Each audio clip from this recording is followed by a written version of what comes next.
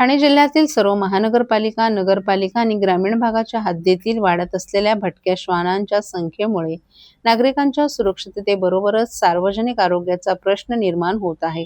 या पार्श्वभूमीवर भटक्या श्वानांसाठी ग्रामीण भागात वस्तीपासून दूर 4 ते 5 एकर शासकीय जागेवर सुसज्ज निवारा शेड उभारण्यात यावे अशी मागणी कोकण पदवीधर मतदारसंघाचे आमदार ॲडव्होकेट निरंजन डावखरे यांनी जिल्हाधिकारी डॉक्टर श्रीकृष्ण पांचाळ यांची भेट घेऊन निवेदनाद्वारे केली आहे. जिल्ह्यातील सर्व महानगरपालिका, नगरपालिका आणि ग्रामीण भागाच्या हद्दीतील रस्ते, चौक आणि सार्वजनिक ठिकाणी मोठ्या संख्येनं भटक्या श्वानांचा वावर वाढल्याने नागरिकांना विविध प्रकारच्या अडचणींना सामोरं जावं लागत आहे. विशेषतः ग्रामीण भागात या समस्येचे प्रभावी व्यवस्थापन करण्यासाठी स्वतंत्र आणि नियोजित निवारा केंद्रांची आवश्यकता असल्याचं आमदार डावखरे यांनी निवेदनात नमूद केले. भटक्या श्वानांसाठी निवारा शेड उभारण्याचा विषय यापूर्वी जिल्हा नियोजन समितीच्या माध्यमातूनही घेण्यात आलाय. तसंच जिल्ह्याचे पालकमंत्री यांनीही या संदर्भात आवश्यक कार्यवाही करण्याचे निर्देश दिलेत. त्यामुळे या विषयावर प्रशासकीय पातळीवर तातडीनं पुढील कार्यवाही करण्याची आवश्यकता असल्याचं आमदार डावखरे यांनी जिल्हाधिकाऱ्यांच्या निदर्शनास आणून दिलं. प्रस्तावित निवारा केंद्रामध्ये भटक्या श्वानांचं सुरक्षित संगोपन, लसीकरण, निर्विजीकरण, उपचार तसंच आवश्यक पशुवैद्यकीय सुविधा उपलब्ध करून देता येतील. यामुळे भटक्या श्वानांच्या व्यवस्थापनाचा प्रश्न अधिक शिस्तबद्ध पद्धतीनं हाताळता येण्याबरोबरच नागरिकांच्या सुरक्षिततेच्या दृष्टीनेही प्रभावी उपाययोजना करता येणार असल्याचं निवेदनात नमूद करण्यात आलं आहे. आमदार ॲडव्होकेट निरंजन डावखरे यांनी जिल्हाधिकाऱ्यांकडे ठाणे जिल्ह्याच्या ग्रामीण भागातील उपलब्ध शासकीय जमिनींपैकी ग्रामीण वस्तीपासून दूर 4 ते 5 एकर जागा तातडीने निश्चित करावी अशी मागणी केली आहे. नागरिकांची सुरक्षितता आणि सार्वजनिक आरोग्य या दोन्ही बाबी महत्त्वाच्या आहेत. भटक्या श्वानांची संख्या वाढत असताना या समस्येकडे केवळ तात्पुरत्या उपाययोजनांच्या माध्यमातून न पाहता कायमस्वरूपी आणि शास्त्रोक्त पद्धतीने उपाययोजना करणं आवश्यक आहे. त्यासाठी ग्रामीण भागात स्वतंत्र निवारा केंद्र उभारल्यास भटक्या श्वानांचं लसीकरण, निर्विजीकरण आणि उपचार यासारख्या बाबी व्यवस्थितपणे राबवता येणार आहेत. त्यामुळे प्रशासनानं या प्रस्तावावर तातडीनं सकारात्मक कार्यवाही करावी अशी भूमिका आमदार ॲडव्होकेट निरंजन डावखरे यांनी मांडली आहे.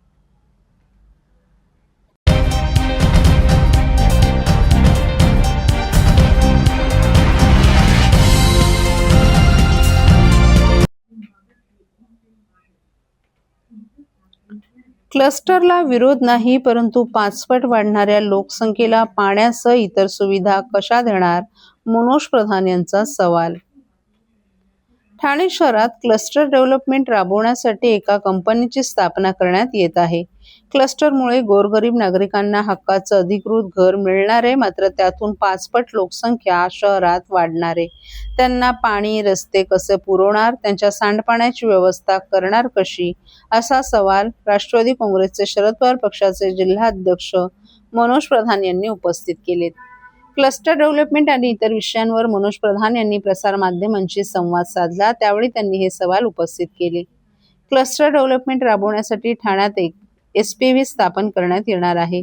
आम्ही क्लस्टरच्या विरोधात नक्कीच नाही. ठाण्यातील गोरगरिबांना, झोपडीत राहणाऱ्यांना, अनधिकृत इमारतींमध्ये राहणाऱ्या आणि ज्या धोकादायक इमारतींमध्ये जर क्लस्टर होत असेल आणि परत त्यांना त्यांच्या स्वप्नातील घरं मिळत असतील तर त्यास विरोध करायचं कोणतंही कारण नाही. मात्र या डेव्हलपमेंटसाठी साधारण 8चा FSI देण्यात येणार आहे. जर क्लस्टरमध्ये आपण 8चा FSI दिला तर भारतामध्ये एक रेकॉर्डच होईल.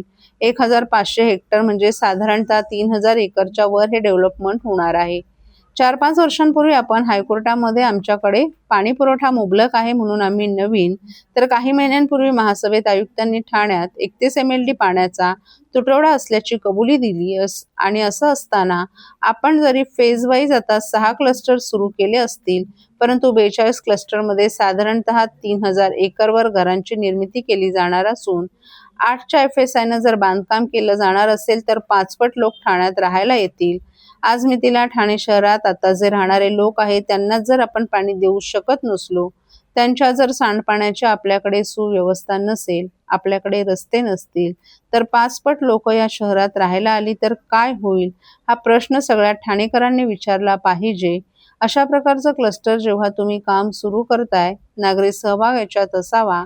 इतके मोठे प्रोजेक्ट आपण चालू करतोय, मग ते रिंग रेल्वेचा असो, तो अमेझॉनचा असो, ठाणे बोरिवली बोगदा प्रकल्प असो, उन्नत रस्ता असो, त्यामध्ये कुठेही नागरिकांचा सहभागच घेतला नाही, नागरिकांचं म्हणणं ऐकून घेतलं नाही. कुठेतरी हे थांबवा. आमचा क्लस्टरला विरोध नाही, परंतु आजूबाजूच्या लोकांचा विचार करावा. तुम्ही पुढे सोयी-सुविधा त्यांना कशा देणार आहात याचा विचार करावा आणि मगच सुरुवात करावी, असं प्रधान यांनी सांगितलं.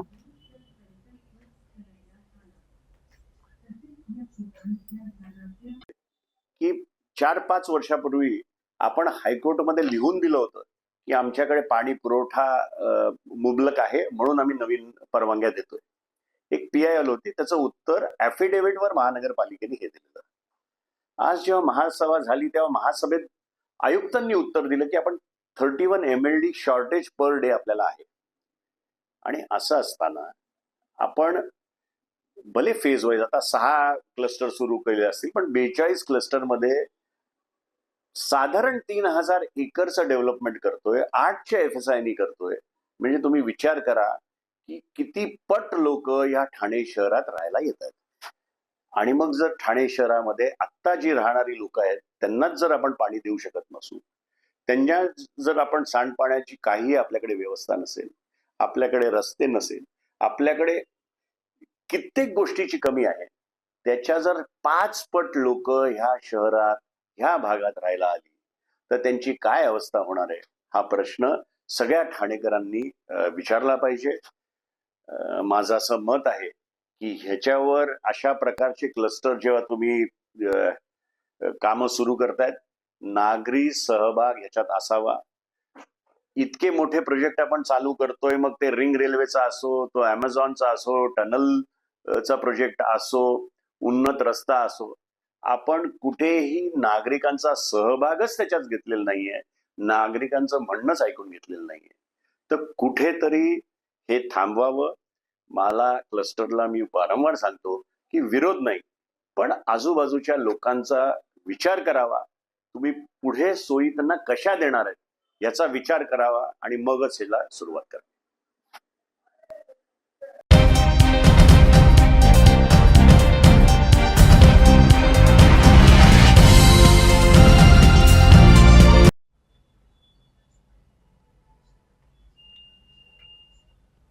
अहिल्यादेवी होळकर घाटाच्या माहिती फलकाचं अनावरण, आमदार निरंजन डावखरे यांच्या हस्ते उद्घाटन. पुण्यश्लोक राजमाता अहिल्यादेवी होळकर यांच्या पुण्यतिथी दिनानिमित्त धनगर प्रतिष्ठान यांच्या वतीने ठाण्यातील मासुंदा तलाव येथे पुण्यश्लोक अहिल्यादेवी होळकर घाटाच्या माहिती फलकाचं अनावरण सोहळ्याचं आयोजन करण्यात आलं होतं. या माहिती फलकाचं उद्घाटन आमदार निरंजन डावखरे यांच्या हस्ते करण्यात आलं. धनगर प्रतिष्ठानच्या माध्यमातून करण्यात आलेल्या मागणीनुसार आमदार निरंजन डावखरे यांच्या आमदार निधीतून मासुंदा तलाव येथील पुण्यश्लोक अहिल्यादेवी होळकर स्मारकालगत असलेल्या घाटाच्या फलकाचं सुशोभीकरण करण्यात आलं. तसंच येथे पुण्यश्लोक अहिल्यादेवी होळकर घाट असं नामफलक आणि अहिल्यादेवी होळकर यांच्या कार्याची माहिती देणारा माहिती फलक उभारण्यात आला आहे. पुण्यश्लोक अहिल्यादेवी होळकर यांच्या पुण्यतिथीचं औचित्य साधून या माहिती फलकाचं अनावरण करण्यात आलं. यावेळी समाजाचे नेते शंकरभाई विरकर, बाबासाहेब दगडे, संदेश कवितके यांच्यासह धनगर प्रतिष्ठान महिला मंडळाच्या सचिव गायत्री गुंड तसंच अनेक मान्यवरही उपस्थित होते. यावेळी धनगर प्रतिष्ठानचे अध्यक्ष दीपक कुरकंडे यांनी पुण्यश्लोक अहिल्यादेवी होळकर यांची मूर्ती आणि घोंगडी देऊन समाजाच्या वतीने आमदार निरंजन डावखरे यांचे आभार मानले. यावेळी आमदार डावखरे यांनी पुण्यश्लोक अहिल्यादेवी होळकर घाटालगत असलेल्या स्मारकातील अहिल्यादेवी होळकर यांच्या पुतळ्याचं अनावरण 1988 मध्ये झाल्याचं सांगितलं. त्यावेळी आपले वडील स्वर्गीय वसंतराव डावखरे महापौर होते आणि त्यांच्या उपस्थितीत हा कार्यक्रम झाला होता. आज याच ठिकाणी घाटाचा माहिती फलक उभारण्याचं काम करण्याची संधी धनगर समाजानं आपल्याला दिली आहे, त्यामुळे आपल्याला अभिमान वाटतो. यासाठी आपण समाजाचे आभार मानत असल्याचंही डावखरे यांनी सांगितलं. या माहिती फलकाच्या माध्यमातून पुण्यश्लोक अहिल्यादेवी होळकर यांच्या कार्याची महती युवा पिढीसह सर्वसामान्य नागरिकांना समजणार असून त्यांच्या प्रेरणादायी कार्याची माहिती नव्या पिढीपर्यंत पोहोचण्यास मदत होणार असल्याचं डावखरे यांनी सांगितलं. हा कार्यक्रम यशस्वी करण्यासाठी धनगर प्रतिष्ठानचे सचिव तुषार धायगुडे, उपाध्यक्ष राजेश विरकर, खजिनदार अनिल जरग, कार्यकारिणी सदस्य अविनाश लबडे, सुरेश भांड, उत्तम यमगर, सल्लागार मनोहर विरकर, सूर्यकांत रायकर यांच्यासह अनेक कार्यकर्तेही उपस्थित होते. यावेळी मोठ्या संख्येनं समाज बांधवही उपस्थित होते.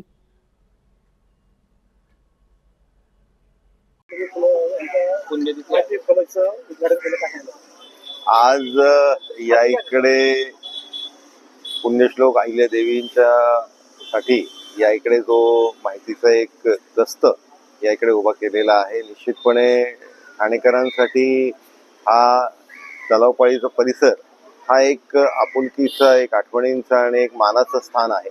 त्या तिकडे निश्चितपणे आपण बघतो की वर्षातनं दोन्ही वेळा समाजातली आणि वेगवेगळ्या घटकातली लोक आवर्जून या इकडे अभिवादन करण्यासाठी येत असतात. हे स्थान त्या दृष्टिकोनाने अतिशय महत्वाचं आहे.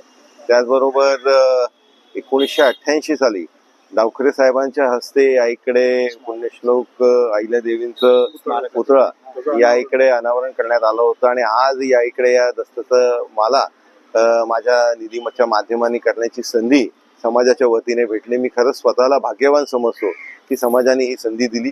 त्याच्यासाठी मी मनापासून समाजाचे आभार मानतो.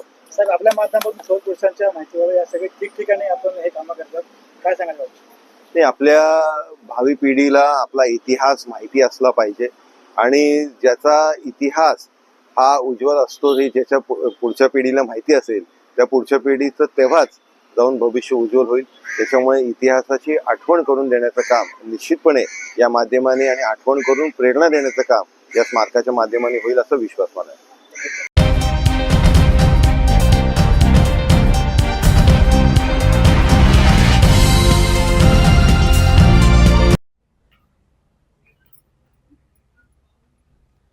तिरंगाच्या साक्षीने राष्ट्रभक्तीचा जागर, ओळा माजिवड्यात भव्य तिरंगा यात्रेचं आयोजन. स्वातंत्र्य दिनाच्या पार्श्वभूमीवर हर घर तिरंगा अभियानाअंतर्गत ओळा माजिवडा विधानसभा मतदारसंघात बुधवारी भव्य तिरंगा यात्रा काढण्यात आली. भाजपचे महाराष्ट्र प्रदेश सरचिटणीस तथा कोकण पदवीधर मतदारसंघाचे आमदार ॲडव्होकेट निरंजन डावखरे यांच्या प्रमुख उपस्थितीत वर्तकनगर येथे झालेल्या या यात्रेत युवा, महिला, विद्यार्थी, ज्येष्ठ नागरिक आणि भाजप कार्यकर्त्यांनी मोठ्या संख्येनं सहभाग घेतला. भारत माता की जय, वंदे मातरमच्या घोषणांनी परिसर दुमदुमून गेला. भारतरत्न डॉक्टर बाबासाहेब आंबेडकर यांच्या पुतळ्याला अभिवादन करून या यात्रेला सुरुवात झाली. हातात तिरंगा घेत नागरिकांनी परिसरातून मार्गक्रमण करत राष्ट्रभक्तीचा संदेश दिला. स्वातंत्र्याचा अभिमान, राष्ट्रीय एकात्मता आणि देशाप्रतीची निष्ठा अधिक दृढ करण्याचा संदेश या यात्रेतून देण्यात आला. हर घर तिरंगा अभियान केवळ प्रत्येक घरावर तिरंगा फडकवण्यापुरते मर्यादित नसून तिरंग्याशी जोडलेली देशभक्तीची भावना प्रत्येक नागरिकाच्या मनात रुजवणं हा या अभियानाचा उद्देश आहे. याच भावनेतून तिरंगा यात्रेच्या माध्यमातून नागरिकांना राष्ट्रप्रेम आणि राष्ट्रीय एकतेचा संदेश देण्यात आला. या यात्रेत श्री साईबाबा मंदिर संस्थान, भारत विकास परिषद, चिराणी विद्यालय आणि ब्राह्मण विद्यालय यांचा उत्स्फूर्त सहभाग होता. विशेष निमंत्रित मेजर शशिकांत साळुंखे आणि मेजर गणेश वाळावळकर यांचीही उपस्थिती नागरिकांसाठी प्रेरणादायी ठरली. यावेळी आमदार ॲडव्होकेट निरंजन डावखरे यांनी नागरिकांशी संवाद साधला. तिरंगा हा देशाच्या स्वातंत्र्याच्या, शौर्याचा, त्यागाचा आणि राष्ट्रीय एकात्मतेच्या गौरवशालीचं प्रतीक आहे. हर घर तिरंगाच्या माध्यमातून राष्ट्रभक्तीची भावना प्रत्येक घरापर्यंत पोहोचवण्याचा संकल्प करूया, असं आवाहन देखील त्यांनी केलं. यावेळी ठाणे महानगरपालिकेचे उपमहापौर कृष्णा पाटील, भाजपचे गटनेते मुकेश मोकाशी, नगरसेवक सीताराम राणे, नगरसेविका स्नेहा अमरे, अनिता ठाकूर, आशादेवी बहादूर सिंग, ठाणे शहर भाजपचे उपाध्यक्ष राम ठाकूर, श्रुती महाजन, रमेश आंबरे यांच्यासह मंडल पदाधिकारी, भाजपचे कार्यकर्ते आणि नागरिकही उपस्थित होते. तिरंगा यात्रेच्या आयोजनासाठी नगरसेवक वैभव कदम आणि राजेश सावंत यांनी विशेष परिश्रम घेतले. तिरंग्याचा सन्मान, स्वातंत्र्याचा अभिमान आणि राष्ट्रभक्तीची भावना घराघरात पोहोचवण्याचा संदेश देत ही यात्रा उत्साहात पार पडली. साहेब, हर घर तिरंगा या अभियान अंतर्गत तिरंगा यात्रा आहे, अजून तिरंगाला काय सांगाल? हर घर तिरंगा अभियानाच्या अंतर्गत आपण बघतोय की पूर्ण देशामध्ये अनेक ठिकाणी रॅलीज निघत आहेत. आज या इकडे ओळा माजिवडा विधानसभेमध्ये ही तिरंगा रॅली निघाली आहे आणि अतिशय उत्स्फूर्त प्रतिसाद आणि मोठ्या संख्येने नागरिक याच्यामध्ये सामील होत आहेत हे आपण बघतोय. खऱ्या अर्थाने देशाची एकता, अखंडता याचं प्रतीक ही रॅली आहे. आणि त्याच्यामुळे यावर्षीचं हर घर तिरंगा अभियान हे अजून एक महत्त्वाचा विषय त्याच्यामध्ये आहे की वंदे भारत हे पण वंदे मातरमचं जे गीत आहे ते वंदे मातरमच्या गीतलाही एक त्या इकडे दशकपूर्ती होते. त्याच्यामुळेच या सगळ्या गोष्टीला एक अनन्यसाधारण असं महत्त्व आहे आणि मोठ्या संख्येने लोक याच्यामध्ये जमत आहेत. ही आपली ही एकतेची रॅली याच्यामध्ये सगळेजण एकत्र आले, जातीय धर्मीय पंथीय सर्वच लोक याच्यामध्ये एकत्र आले. असं एक धोरण आहे की सेल्फी काढून पाठवा. याच्यामध्ये या अभियानामध्ये वेगवेगळे उपक्रम घेत असताना सेल्फी विथ तिरंगा हा एक कार्यक्रमही याच्यामध्ये सामील आहे.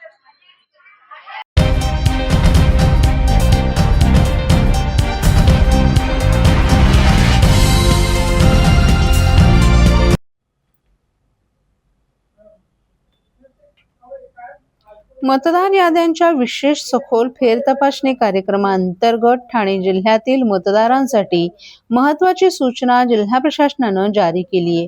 या मतदारांचं स्वाक्षरीसह गणना प्रपत्र प्राप्त झालं नाही अशा मतदारांची नावे अप्राप्त गणना प्रपत्र या यादीत समाविष्ट करण्यात आली आहेत. या यादीमध्ये गैरहजर, स्थलांतरित, मृत आणि दुबार अशा प्रकारांमध्ये नोंद झालेल्या मतदारांचा समावेश करण्यात आलाय. या मतदारांची नावं 24 ऑगस्ट रोजी प्रसिद्ध होणाऱ्या प्रारूप मतदार यादीत समाविष्ट केली जाणार नाहीत. जिल्ह्यात गेले 1 ते 1.5 महिन्यांपासून SIR प्रक्रियेचं काम सुरू आहे. या प्रक्रियेत सध्या निम्म्याहून अधिक मतदारांची नोंदणी प्रक्रिया पूर्ण झाली आहे. तसंच इतरांची प्रक्रिया देखील सुरू आहे. त्यामुळे पात्र मतदाराचं नाव मतदार यादीतून वंचित राहू नये यासाठी जिल्हा प्रशासनानं अनकलेक्टेबल EF यादी तपासण्याचं आवाहन केले. ही यादी विधानसभा मतदारसंघनिहाय ठाणे जिल्हा प्रशासनाच्या संकेतस्थळावर उपलब्ध करून देण्यात आली आहे. या यादीत आपलं किंवा आपल्या कुटुंबातील पात्र सदस्याचं नाव असल्यास संबंधितांनी गणना प्रपत्र तात्काळ भरून 17 ऑगस्ट पर्यंत संबंधित मतदान केंद्रस्तरीय अधिकारी यांच्याकडे जमा करावेत असं आवाहन जिल्हाधिकारी तथा जिल्हा निवडणूक अधिकारी डॉ. श्रीकृष्ण पांचाळ यांनी केले. भारत निवडणूक आयोगाच्या निर्देशानुसार राज्यात विशेष सखोल फेरबदल कार्यक्रम राबवण्यात येत असून 17 ऑगस्ट पर्यंत गणना प्रपत्र भरून घेण्यात येणार आहेत. त्यानंतर 24 ऑगस्ट रोजी जिल्ह्यातील विधानसभा मतदारसंघांच्या प्रारूप मतदार याद्या प्रसिद्ध केल्या जाणार आहेत. त्यामुळे मतदारांनी विलंब न करता आपलं नाव अनकलेक्टेबल EF यादीत आहे की नाही हे तपासून आवश्यक ती कार्यवाही 17 ऑगस्ट पूर्वी पूर्ण करावी असं आवाहन प्रशासनानं केलं आहे.